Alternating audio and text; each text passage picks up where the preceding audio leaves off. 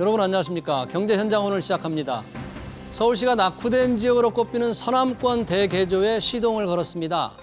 서울 서남권은 영등포, 구로, 금천, 강서, 양천, 관악, 동작 등 7개 자치구가 속하는 지역이죠.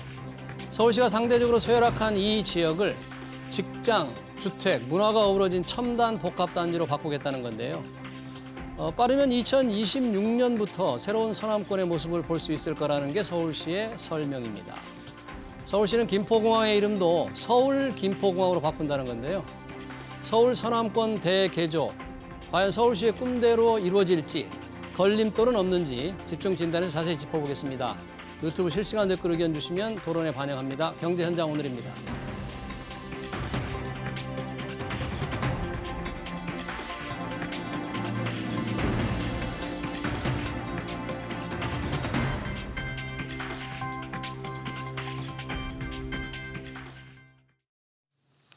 네, 서울 서남권 대개조 작업 토론하기 위해서 두 분 모셨습니다. 두성규 목민경제정책연구소 대표, 한문도 서울디지털대 부동산학과 교수 나오셨습니다. 두 분 어서 오세요. 네, 안녕하세요. 자, 오세훈 서울시장이 서울 서남권을 대대적으로 고치고 새로 만들겠다. 서울 서남권 대개조 작업에 시동을 걸었는데요. 자, 서남권. 어느 지역이고 어느 자치구인지 왜 이 지역이 우선 개발 대상으로 선정이 됐는지 두성규 대표님 어느 곳입니까 이게? 네, 사실은 지금 서울이 글로벌 시티 가운데서도 거의 뭐 탑권에 속한다고 할 수가 있는데요.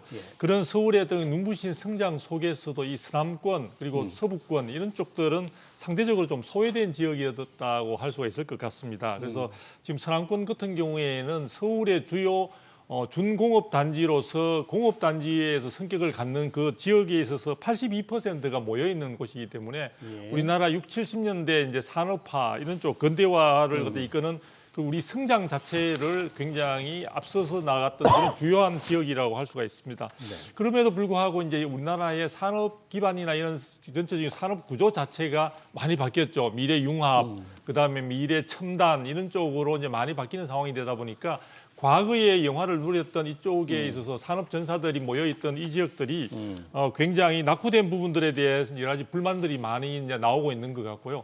그래서 그런 부분과 관련해서 이제 오세훈 서울시장 같은 경우는 서울 전체를 대개조하는 그런 어떤 큰 프로젝트의 일환인데 가장 선두주자로서 가장 1번지로서 이제 이 서남권을 갖다가 지목을 했고요. 그 부분에 있어서 서울이 이제 말 그대로 서울 대개조 부분에 있어서 과연 성패를 좌우할 수 있는 첫 번째 단계라는 점에서 의미가 있을 것 같습니다. 그래서 이쪽은 말씀하신 대로 영등포, 구로, 금천, 강서, 양천, 관악, 동작 이런 쪽인데요. 이쪽들이 상대적으로 모든 지역이 그렇지는 않습니다만 상대적으로 상당히 열악하고 낙후되어 있는 부분들 그리고 주거지와 공업지역이 엄격하게 분리되고 예전에 이제 공업지역에서 많은 여러 가지 공해 물질이라든지 이런 부분들이 나오면서 주거 환경을 해칠 수 있는 측면들이 있다 보니까 엄격하게 분리했었는데요. 그런 부분들도 이제 산업구조의 개편에 따라서 상당히 조화롭게 할 수 있는 그런 부분까지 검토가 되고 있는 것 같습니다. 예, 지금 서남권 지역의 대상과 좀 특징을 말씀해 주셨는데 서울을 이렇게 나눠보면 뭐 서남권도 있고 서북권도 있고 동북권도 동북, 있고 동남, 약간 도심권 다섯 개. 예, 다들 조금 개발이 강동 이쪽에 비하면 강남에 비하면 조금 더딘 곳인데 특히 이 지역이 다른 데에 비해서 주거 환경 개선이 조금 더딘 이유랄까? 거기 뭐 새로운 게 많이 들어섰잖아요. 고척 동구장, 또 마곡지구, 강남 순환고속도로도 통하는데. 마곡지구도 오세훈 시장이 2008년도에 재직 시에 이제 던진 그 개발 프로젝트가 뭐 진행된 거고요. 우리 시청자분들이 기억을 더듬으시면 대한민국의 어떤 경제 성장의 그 뭐랄까요, 그 영화 같은 거 보면은 누님들이 열심히 이렇게 일하시고 공장에서 일하셔가지고 동생 학교 보내고 이런 영화의 테마의 어떤 그 스토리의 근원지가 이제 여기 서남권이라고 보시면 될 것 같습니다. 구로공단이 우리나라 최초 1호 국가산업단지거든요. 그 박정희 대통령이 경제 5개년 계획을 이제 시작하면서 우리가 사실 이제 경공업부터 출발하지 않았습니까? 거기에 이제 진짜 근본 그 근원 지역이죠. 그러니까 우리가 역사적으로 좀 의미가 있습니다. 다만 그 역사가 이제 시장이 바뀌면서 노동 집약적으로 뭐 인형, 공제, 봉장, 신발 이런 거 하다가 미싱 웨딩 뭐 이런 거 좀 발전해서 이제 우리 뭐 금성 TV, 예. TV 조립하고 막 이런 거 거치다가 우리가 경제 발전을 좀 이루지 않았습니까? 예. 뭐 여러 가지로 이루고 나면서 이제 좀 약간 자본 집약성으로 살짝 이번에 말씀 주신 디지털 가전 이렇게 오면서 지식 기반으로 넘어오는 단계에서 문제는 뭐냐면 우리 지금 뭐 소장님 말씀 주신 대로 서울 중공업 지역으로 묶인 용도 지역 중에 80% 이상이 이 서남권에 다 몰려 있어요. 중공업 지역. 네, 그렇다는 얘기는 뭐냐면 지금 서울이 어떤 공업 제조업 위주가 아니라 3차 산업, 4차 산업 AI로 가는 시대에는 좀 뒤떨어진 건 맞죠. 그리고 예전에 지어진 공장 부지들이 그대로 또 존속해 하는 데가 또 많습니다. 그런 부분들이 뭐 공구상가부터 유명하잖아요. 구로공단 공구상가가 아직도 예. 있거든요. 이런 것들이 약간 현대 시대는 좀 맞지 않고 그런 면 때문에 이제 주거지하고 공업지하고 이런 걸 이제 구별하는 어떤 용도 도시기본계획이 잡혀 있다 보니까 개발이 딱 어떤 용도에 맞게 제한적인 부분이 분명히 존재합니다. 그 부분을 이제 오세훈 시장이 항상 얘기하는 비욘드 조닝, 좀 콤팩트하고 뭐 직주락이라고 표현하죠. 이런 직장과 주거와 락, 좀 즐기고 여가 생활 이 부분을 그러니까 말씀드린 대로 공단 위주다 보니까 여가 생활 위주가 아니었던 거죠. 예. 그래서 우리 종로나 뭐 명동처럼 이런 분위기가 아니고 일단 일하는 분위기니까. 근데 지금 시대가 바뀌어서 일과 여가 생활이 공존하는 사회가 됐지 않습니까? 근데 예. 거기에 맞춰서 이런 부분들을 이제 용적률 조금 해제해주고 여러 가지 좀 미래 도시 형태로 첨단 도시로 가겠다. 일단 방향성 상당히 좋은 것 같습니다. 방향성은 좋아 보인다. 그러니까 준공업 지역이라는 게 이게 도심의 공장을 네, 의미하잖아요. 맞습니다. 그거가 원래 공업 지역에서 이제 그렇죠. 서울시의 준공업 지역의 80% 정도 그 이상이 이거 서남권에 몰려 있다 그러면 이 준공업 지역, 그러니까 도심 공장은 주거 용도로 개발이 제대로 안 되게 아주 까다로운 규제를 적용받으니까 맞습니다. 낡은 형태의 규제가 계속되고 있다. 네네네. 그렇기 때문에 주거 환경이 전혀 좋아지지 않는다. 뭐 이런 상황인 거네요. 지금. 그렇죠. 그동안에 이제 이쪽에 서남권 같은 경우에는 상대적으로 주거와 관련된 부분들, 아까 앞에서 말씀드린 여가 생활과 관련된 이런 부분들은 그 산업 구조의 중공업 지역이라는 그 특색으로 인해서 굉장히 엄격하게 제한되다 보니까 실질적으로 이제 많은 그 지역에 있는 분들이 야, 우리는 이쪽에 관련해서 상대적으로 소외되고 있다 이런 이야기들이 많이 되어 왔고요. 또 정부는 정부 나름대로 전체적으로 이 중공업 지역으로 지정한 이상 총량 관리를 한다든지 그다음에 수도권 개발과 관련된 규제 지역 이 부분으로서 굉장히 엄격하게 큰 틀 속에서 이제 갇혀 있는 그런 형국이 되었다고 할 수가 있습니다. 예. 그런데 이제 뭐 여러 번 반복되게 나옵니다만 지금 산업 기반 자체가 우리가 지식 정보라든지 첨단이라든지 융복합 이런 쪽으로 급격하게 이제 변화하는 속에서 여러 가지 이제 도시 공간에 대한 다양한 수요들이 지금 나오고 있는 상황이고요. 조금 전에 이제 직주락 이번에 서울시에서 이제 주로 모토로 하고 있는 부분인데 직장과 그다음에 주거와 그다음에 이제 즐길 수 있는 여가 생활을 갖다가 모두 다 동시에 그 안에서 이거죠? 선택적으로 할 수 있는 그러한 어떤 융복합 공간으로의 변화를 추구하고 있다는 점이 눈에 띄는 부분이라고 볼 수 있습니다. 그리고 예. 그동안은 이제 그 중공업 지역이라는 그 용도 지역으로 제한되어 있는 상황이다 보니까 여러 가지 이제 건물을 짓거나 이런 부분에서도 청수 제한이라든지 용적률 부분에 이런 쪽에 상당히 제한이 많았는데 전체적인 산업 구조의 변화에 맞게 그리고 서울시의 전체적인 대개조라는 큰 서울시 전략에 맞게 용도 지역의 지정 자체를 갖다가 과감하게 해제하고 그 지역에 대해서 단순한 주거 지역으로의 전환뿐만 아니라 나아가서는 준주거 지역으로까지 그렇게 되면은 이제 용적률이나 이런 부분들에서 과감한 어떤 그런 해제가 되는 부분들인 거죠. 그러니까 지금 나오는 것으로는 아마 그동안 제한 많이 용적률과 관련해서는 주거 지역으로서 한 250% 정도로 제한되어 있었던 것 같은데요. 이 부분을 과감하게 400%까지 이상까지 뭐 풀겠다. 400%. 까지 풀겠다라는 그런 이야기까지 나오고 있습니다. 그래서 이런 부분들에 대한 이제 하나의 잣대로 볼 수 있는 것은 이번에 이제 우리 노후 계획 도시 특별법이라고 해서 일기 신도시 특별법이라고 일기 신도시법. 예. 네. 그 부분의 개발과 관련된 어떤 규제 완화의 큰 틀을 갖다가 많이 참고할 생각이다라는 내용까지 포함되어 있습니다. 그러니까 단순히 개발만 하겠다는 청사진만 나타낸 것은 아니고요. 자, 본인들이 서울시에서 추진하는 데 있어서 큰 기준점이 될 수 있는 비교점이 될 수 있는 부분들에 있어서 규제 완화의 정도나 이런 것들은 일기 신도시 특별법의 내용들을 갖다가 상당히 참고할 것으로 그렇게 예상이 되고 있습니다. 그러네요. 일기 신도시 특별법, 노후계획 특별법을 뭐 준거로 삼거나 네네네네. 적용이 될 수 있다는 건 저희가 오늘 부동산 얘기를 하고 있으니까 방금 나온 헌법재판소의 결정 하나 잠깐 소개해드리겠습니다. 임대차 계약갱신 청구권과 전월세 상한제가 합헌이다. 전월세 상한제 임대를 5%로 묶고 있는 거와 임대차 계약갱 시청권 2년 후에 다시 2년 더 살 수 있는 이거에 대해서 위헌 심판 청구를 했는데 합헌으로 결정됐다는 것 다시 한번 말씀드리겠습니다. 자, 서남권 개발 계획에 대한 골격을 조금 두성규 대표가 말씀을 해주셨는데 그러면 만약에 변화가 생긴다 그러면 조금 우리가 주목을 해서 어느 지역이 먼저 개발된다거나 시범 단지로 개발된다거나 조금 주목을 끄는 지역은 어디가?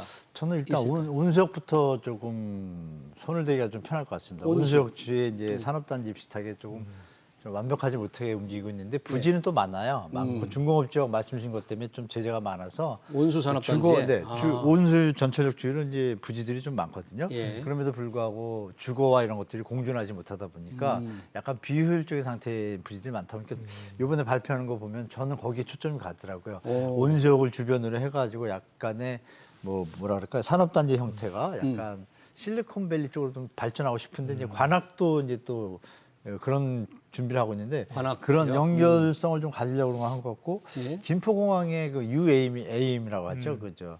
도심 항공교통. 네. 이 시스템을 먼저 언급한다는 자체가 그러면 진짜 첨단이잖아요.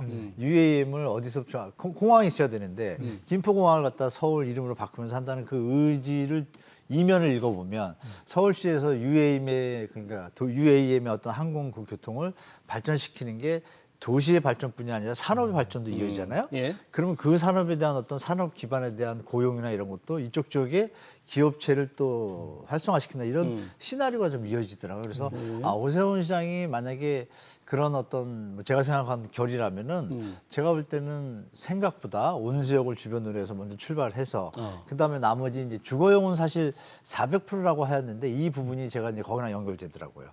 산업단지가 있고 막 하면 사람이 많이 몰릴 거 아니에요? 예. 그럼 집이 모자라게 되면 또 문제가 되잖아요.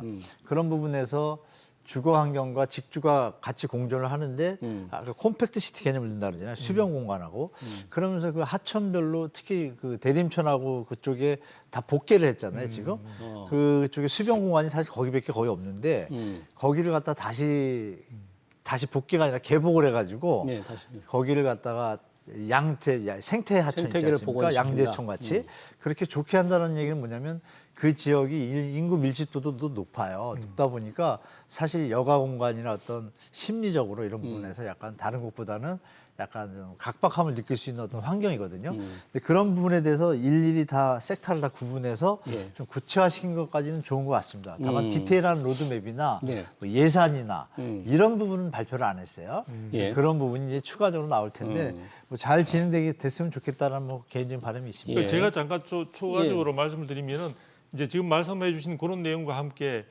아마 전체적으로 해당되는 7개 자치구 내에 있는 지역별로 이제 특색을 줄 수 있는 그런 변화 부분들을 해당되는 지역에 있어서의 어떤 가장 내세울 수 있는 부분들을 중심으로 좀 추진을 할 것 같습니다. 그래서 영등포 같은 경우에는 도심 중심에 있는데 이쪽은 가능하다면 지금 최근에 여의도와 연계해서 전반적으로 이제 발전이 굉장히 금융산업과도 연관이 많이 되고 하다 보니까 상업지역으로서의 적극적인 육성이나 이런 부분도 지금 모색을 하고 있는 것 같고요. 영등포. 예. 네. 그 다음에 이제 구로상가 같은 경우에는 그동안에 이제 기계 공구라든지 유통이라든지 이런 쪽들이 이제 집약을 돼 있는 그런 부분들이 있는데 그런 쪽에 있어서 대형 시설이나 이런 부분들을 갖다가 더욱더 좀 활성화될 수 있도록 하면서 주변에 마찬가지로 아까 주거라든지 이런 부분도 적절하게 들어갈 수 있는 그래서 우리가 미래란 말이 여기도 굉장히 반복해서 많이 사용되고 있는데요. 미래형 어떤 업무 시설이 융합된 핵심 지역으로서의 어떤 그런 발전 부분들을 검토를 하고 있는 것 같고요. 네. 또 동시에 금천구 쪽에 있는 공군부대 그 경우에는 이제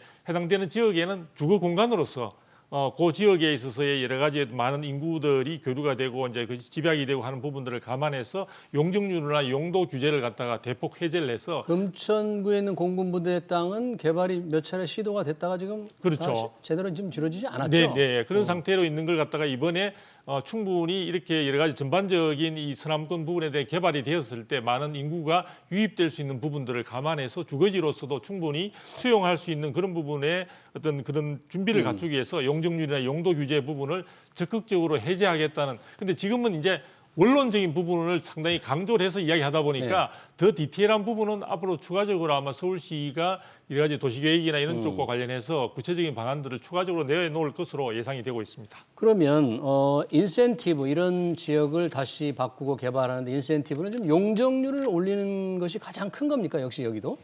네, 맞습니다. 부동산의 핵심은 용적률이거든요. 예. 똑같은 토지에 집을 한 개 짓는 것하고 10층을 올리는 것하고 건축비는 동일하지만 토지 가격이나 입지 가격에 대비해서 가격이 상승 효과가 분명히 있거든요. 용적률이 뭐 개발 사업자나 정부에서 어떤 공공 정책을 할 때도 상당히 중요합니다. 뭐 업무 지역과 주거 지역의 용적률을 조정함에 따라 가지고 예. 용적률 세대수를 200%로 해서 100세대면 400% 하면 200세대가 들어오거든요. 그러니까 이제 이 도시계획 정책에서 아주 중요하죠. 핵심이. 그래서 용적률을 너무 남발하다 보면 또 난개발이 되니까 정부에서 이제 관리하는 거지 않습니까? 그래서 요번에 400%는 사실 저는 개인적으로 조금 장단점이 너무 많다고 생각해요. 우리가 어떤 면에서요? 도시계획적으로 볼 때 300% 넘기 시작하면 약간 답답함을 느끼고 생활의 쾌적함보다는 약간의 좀 불편함을 느끼는 사례가 좀 많습니다. 300% 넘으면? 넘으면. 그리고 예전에 여러분 아시죠? 뭐 전용 주택지구 이런 데는 뭐 진짜 사람 사는 분위기잖아요. 그런 데들은 뭐 100에서 150%거든요. 그러면 200에서 250%라는 건 그보다 2배, 약간의 어떤 집단성을 좀 집약적인 어떤 우리 아파트 형태를 말하는데 그 집약적인 게 2배가 되는 거잖아요. 400%면. 그러면 딱 생각하시기에도 사람이 벌써 많아지고 그러면 여러 가지 밀집도가 높아지면 당연히 약간 편안함보다는 약간의 불편함을 느낄 수 있는 요인이 되죠. 우리가 힘들고 이러면 자연으로 가서 좀 힐링을 하지 않습니까? 그런 마인드나 생각해 주시면 역대 전 세계 선진국의 그 도시계획 기본 어떤 방침이 100에서 150을 원칙으로 하고 이렇게 좀 산업단지나 직주 근접을 좀 발전시키기 위해서는 보통 한 250%까지 올리는 추세인데 우리는 이미 250%를 주거단지 하니까 지금 300, 400 얘기가 나오는 거거든요. 근데 이게 지어지고 나면 사실 트러블이 좀 많이 나옵니다. 아, 그래요? 집값도 예상보다 그렇게 많이 오르지 못하고 이제 그런 부분도 우리가 좀 참고해서 시장을 보는 게 좋을 것 같습니다. 용적률을 400%까지 올려서 이제 주거 정비를 조금 정비 이런 건 활성화하겠다고 있겠죠. 수변 지역 하는데 근처 있잖아요. 예. 공간이 많이 있어요. 기존에 딱 우리가 지어진 땅 안에서의 400%면 답답해지는데 옆에가 만약에 수변 공간이나 대림촌이나 이럴 경우에는 공간에 스페이스가 있으니까 올리더라도 좀 어떤 답답함이나 이런 게 덜하고 스카이라인이 그대로 유지가 되잖아요. 그런 부분을 감안하는 지역은 괜찮지만 그렇지 않은 지역까지 400%를 주게 되면 약간의 조금 난개발 가능성도 좀 있다라고 좀 보입니다. 용적률 상향에 따른 장단점을 우리 한 교수님께서 예, 말씀해 주셨고 아까 김포공항을 이제 새롭게 바꾸고 있다, 뭐 유상을 높이겠다는 걸 잠깐 언급을 해주셨는데 도심 항공교통 UAM 이제 복합 환승센터로 좀 조성하겠다는 거와 또 여러 가지 좀 구상이 있죠. 지금 지금 이제 발표된 거는 일단 기본적으로 김포공항 자체가 지금 이제 어떻게 하다 보니까 도심에 있는 상황이 됐죠. 그래서 지금 김포공항의 브랜드 가치를 높이겠다는 취지로 해서 이제 서울 김포공항이라는 이름으로 명칭부터 바꾸고 국제선과 관련된 기능을 갖다가 되게 강화를 함으로써 김포공항 자체가 국내선만 주로 중심으로 이루어지는 것이 아니라 말대로 이제 기능 자체가 굉장히 다양화될 수 있는 그런 쪽으로 지금 변화를 추구하고 있다고 합니다. 그다음에 지금 방금 말씀하신 대로 도심 항공교통 상용화를 위해서 이쪽에 관련된 환승센터를 설치하면서 전반적으로 이 부분과 함께 여의도의 버티포트라고 해서 수직이 착륙 공항까지 이제 이루어진다고 하니까요. 공항까지 마련된다고 하니까 아마 현재 지금 많은 여러 가지 새로운 것들이 많이 나오고 있지 않습니까? 그래서 이제 그런 쪽들의 교통 그 시설이라든지 교통 환경이라든지 교통 수단이나 이런 부분에 대한 굉장히 빠른 어떤 그런 변화 부분들을 반영을 시키려고 하고 있는 것 같습니다. 그래서 저는 이제 이야기를 들으면서 요거는 조금 제가 그냥 가벼운 이야기로 제가 말씀을 드리는 겁니다. 그러니까 이런 변화 자체가 김포를 중심으로 이루어지는데 이 김포를 서남권 개발의 하나의 큰 어떤 이슈거리로 삼는다는 것은 최근에 이제 김포시를 서울 편입과 관련해서 상당히 많은 논란을 불러온 바가 있는데요. 그쪽의 연장선상에 있는 것은 아닌가 하는 생각이 들었습니다. 서울시 그러니까 편입과 관련돼서 그렇죠. 그동안에 이제 단순히 김포를 편입시킨다는 것은 서울시로서도 조금 부담이 될 수 있는 부분이고 서울시가 이제 확장된다는 그런 측면에서 그런 부분이 있고 김포시의 많은 주민들은 원하고 있지만 아무 뜬금없이 그냥 김포가 교통 부분에 있어서 시설이 낙후됐다고 해서 서울에 편입시켜서 그 부분을 개발시킨다는 건 좀 논리적 근거로서도 조금 희박하다 보니까 그런 부분들이 이번에 이렇게 해서 전반적으로 좀 개발을 시키면서 자연스럽게 서남권에 흡수되는 포용이 되는 그런 쪽으로의 생각도 염두에 두고 있지 않을까라는 생각을 한번 해봤습니다. 서울시가 이번 서남권 대개조 계획을 발표하면서 뭐 빠르면 2026년에 이런 대개조의 좀 바뀐 모습을 확인할 수 있을 것이다. 2026년이면 3년밖에 안 얼마 남았는데 남았죠. 우선 뭐 법을 고쳐야 됩니까? 뭘 어떻게 바꿔야 돼요? 이런 걸 하려면? 이렇게 보시면 되겠습니다. 이렇게 어느 지자체가 네. 어떤 사업을 갖다 바꾸기 위해서 어느 기존에 이제 지어진 어떤 용적률이나 이런 현 상태에서 용적률을 높이거나 예. 뭐 고도 제한을 변경하나 이런 사항들은 도시 관리 계획에 지정이 되는데 이 과정 속에서 서울시 의회 이제 의원들이 있잖아요. 예. 조례로 이제 그걸 만들어 가지고 통과를 시키고 지정을 합니다. 그래서 조례, 예. 일단은 서울시 의회에서 조례로 이제 이게 정리가 돼야겠죠. 이 저 서남권 지역에 다 일률적으로 할 수도 없잖아요. 일률적으로 400%가 아니라 예. 조금 조사를 해가지고 지역마다 섹터별로 구분을 해서 뭐 산단 지역은 뭐 용적률의 공장 쪽은 몇 프로, 뭐 지식산업센터는 몇 프로 이런 것들 좀 다 세밀하게 조정한 다음에 조례로 이제 만들겠죠. 시간이 좀 걸릴 것 같고. 근데 그러면 오세훈 시장이 2026년부터 가시적 변화 예, 이 얘기가 좀 연결이 안 되잖아요. 시간이 변화된 걸릴 텐데. 모습을 볼수 있다. 이건 뭐냐면 제 생각인데요. 예. 그 도림천하고 그 봉천천이 있습니다. 하천이 복개해가지고 다 덮여 있거든요. 네. 뭐 이 신도림역 근처, 신림동 근처 주민들은 다 아실 거예요. 그게 복개할 때 하도 예전에 이제 넘치고 물 뭐 이래서 이제 했었는데 지금 이제 기술이 많이 발전했으니까 그걸 복개해서 양재천처럼 하는 거는 사실 시에서 예산만 들어가면 바로 되잖아요. 그러니까 이 얘기를 하신 것 같아요. 그건 바로 눈으로 볼 수 있는 거죠. 거기를 생태를 다시 살린다. 뜯어가지고. 네, 생태 하천으로 바꾸겠다고 생태 하천 했잖아요. 바꾸는, 예. 그래야지 일단 뭐 던졌던 녹지 수변 공간과 함께 천단 사람이 어우러진 직주락이라는 게 맞잖아요. 그걸 하면서 이제 같이 코드를 가겠다는 말씀인 것 같아요. 네. 근데 이제 다른 부분은 마치 다른 주거 지역이나 이런 것도 바로 될 것처럼 표현이 돼서 약간의 시장에 특이성 요소가 좀 존재하는 부분에 대해서 그 부분은 좀 표현이 아쉽더라고요. 아, 그러니까 그 예를 들면 대놓고 그냥 예. 빨리 할 수 있는 거는 이쪽 부분이고 아. 주거나 이런 것들은 천천히 스텝 바이로 간다라고 해주면 우리 시장이 좀 혼돈스럽지는 않을 것 같다. 그런 좀 아쉬움은 좀 있습니다. 그래서 예. 26년에 가시적인 거는 그 부분이지 않을까. 아. 뭐 저는 그렇게 보고 있습니다. 예. 그렇군요. 이 서남권 대개조 상당히 시간이 걸리는 일인데 이게 서울시 전체 개조에 처음 시작하는 것이다. 또 이런 표현도 썼는데 무슨 그런 예. 그랜드 플랜과 디자인이 있는 겁니까 서울시가 지금? 서울시가 일단 오세훈 시장이 이제 시장에 당선되고 나서 서울에 대한 여러 가지 어떤 그 개발 계획을 갖다가 발표한 바가 있는데요. 과거에는 이제 한강 르네상스라는 이름으로 해서 전반적인 계획 발표를 했다면은 제가 알고 있기로는 오세훈 시장은 지금은 이제 그레이트 서울이라고 해서 굉장히 이제 서울 전체를 아주 이제 대규모의 어떤 성장된 어떤 그런 모습으로 경쟁력이 있는 그런 쪽으로 이제 그 나가겠다는 것 같습니다. 그래서 그 부분을 갖다가 이제 구체적으로 한 게 이제 결국은 서울 대개조라는 이름으로 지금 나오고 있는 것 같은데요.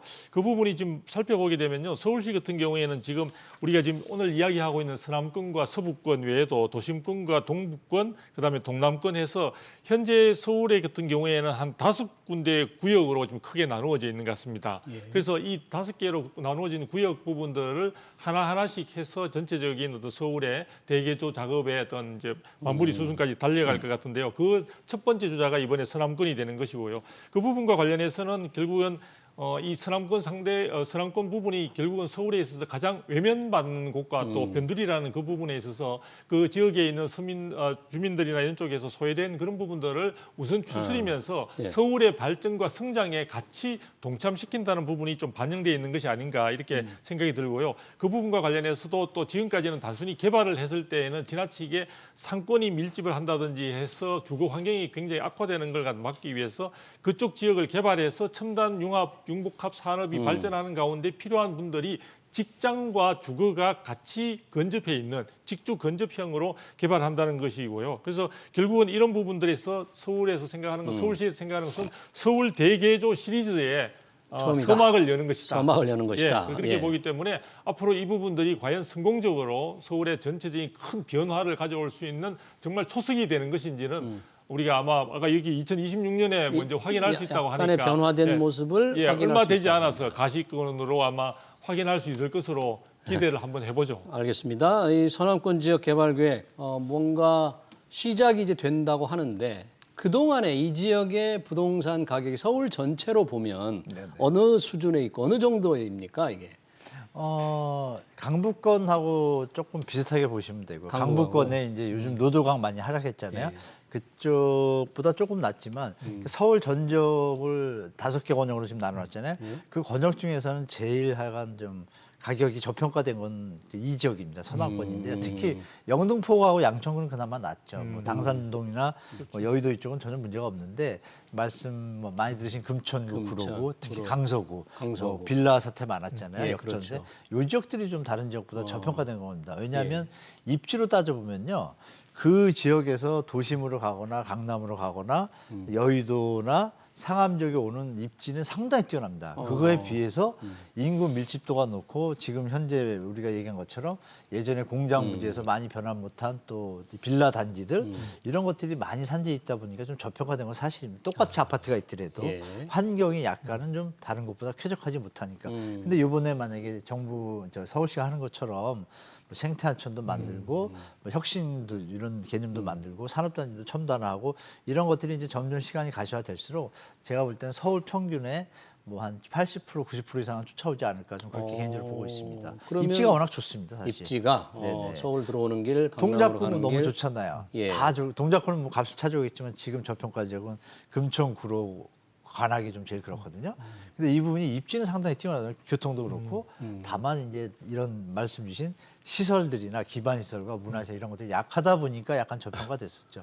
당장 그러면 이번 서울시의 발표가 이 지역 부동산 가격에 영향을 좀 직접적으로 줄까요? 네, 지금 이제 시장 상황에서는 이런 발표 자체가 당장 어떤 반응이 나오기에는 조금 이제 그 기대는 조금 쉽지는 않다고 생각이 듭니다. 그 왜냐하면은 지금 이야기 이제 앞에서 우리 한 교수님 말씀하신 대로 상당히 영등포 일부 지역이라든지 또는 목동 지역이라든지 이런 쪽에 있어서 서남권이지만 나름대로의 그 노후화된 건축물에 있어서 상당히 시장의 기대감들이 반영되어 있는 그런 현장들이 있거든요. 그런데 지난 1년간 이제 서울 지역별 아파트 값에 있어서도 상당히 소외된 지역이고 가격 자체가 굉장히 많이 떨어졌는데요. 제가 수치를 한번 보게 되니까 현재 저 서남권 쪽의 경우에는 노도강의 동북권 쪽과 마찬가지로 서울 평균 아파트 매매 변동률보다 2배 이상 하락한 어떤 그런 상황에 놓여 있습니다. 하락폭이 2배 이상 굉장히 크죠. 크다. 가장 크다고 볼 수가 있고요. 금관구, 그렇게 금천이라든지 그다음에 이제 관악구라든지 구로라든지 이런 지역의 경우에는 강남 3구와 매매 가격을 비교했을 때 동일한 면적의 동일한 주택의 경우에 15억 원 정도의 차이가 나다가 지금 16억 원 이상 차이가 나는 것으로 이 가격대의 차이도 훨씬 벌어지고 있습니다. 격차가 더 커졌어요. 네, 그렇죠. 그러니까 결국은 하락률 자체도 큰데다가 시장에서의 평가 자체도 굉장히 외면을 많이 받고 있는 그런 상태고요. 그런 부분에서 또 거기에 주로 거주하시는 분들이 최근에 고금리 상황에서 그 이자 상환 부담이 굉장히 커지면서 또 급매로 내놓는 그런 상황이 되다 보니까 악순환이 되면서 전반적으로 이 시장은 굉장히 위축이 많이 되어 있는데 이번에 서남권 개발 자체가 서울시가 굉장히 야심차게 그리고 첫 번째 어떤 주자로서의 지역으로 선정을 했다는 것은 부동산 시장에 주는 어떤 긍정적인 시그널은 분명히 있을 것으로 예상이 됩니다. 다만 그 시그널을 너무 성급하게 너무 빠르게 기대하는 것은 조금 위험스러울 수 있는 측면이 있다고 보여집니다. 이 정부가 중앙정부가 했지만 얼마 전에 이제 그린벨트 해제 계획 발표했고요. 군사 보호구역 해제도 발표했고 이제 지자체 서울시는 서남권 대개조를 계획을 발표했는데 뭔가 이게 좀 총선과 좀 연결되지 않았을까? 네, 그런 느낌을 지울 수가 없죠. 그래요? 그렇게 보세요? 네, 왜냐하면 사실 저는 오세훈 시장님이 이거 발표하시면서 지금 우리 서남권의 전세 사기 피해가 제일 많은 지역이 서남권이잖아요. 그렇죠. 그러면 우리 시청자분들이 기억을 더듬으시면 오세훈 시장님이 이렇게 열정적으로 서남권 개발과 뭐 또 최근에 용산 개발 기자회견 하듯이 그쪽 부분에 대한 액션은 약하지 않습니까? 그러니까 지금 말씀 주신 것처럼 오해받을 수도 있어요. 진짜로 예를 들어서 전세나 현장을 가시고 그거에 대해서 대책을 한 5번 발표했는데 이게 나왔다는 건 정말 박수를 쳤겠지만 지금은 이제 앵커님 말씀 주신 잘못하면 포퓰리즘이나 선거에 영향을 주는 타임도 그렇잖아요. 진정한 마음이 있었다라면은 진짜 깊은 뜻이 있었다면 선거 끝나고 발표했다면 또 박수가 더 쳤을 거예요. 그런 좀 오해를 받을 만한 시기의 적절성은 약간은 좀 의문성이 있다라는 건 누구나 지울 수 없지만 중요한 것은 이제 가는 방향이죠. 그래서 가는 방향이니까 방향이나 이런 거는 그래도 맞는 방향이죠. 당연히 가야 할 방향인데 가야 할 방향이다. 시기의 적절성이 좀 조금 아쉽다라고 저는 뭐 개인적으로 말씀드리겠습니다. 알겠습니다. 과연 서울시의 꿈대로 서남권 대개조 작업 정말 이루어질지 한번 지켜보겠습니다. 서울시 서남권 대개조 개발 계획 토론 여기서 마치겠습니다. 지금까지 두성규 목민경제정책연구소 대표, 한문도 서울디지털대 부동산학과 교수였습니다. 두 분 고맙습니다. 감사합니다. 네.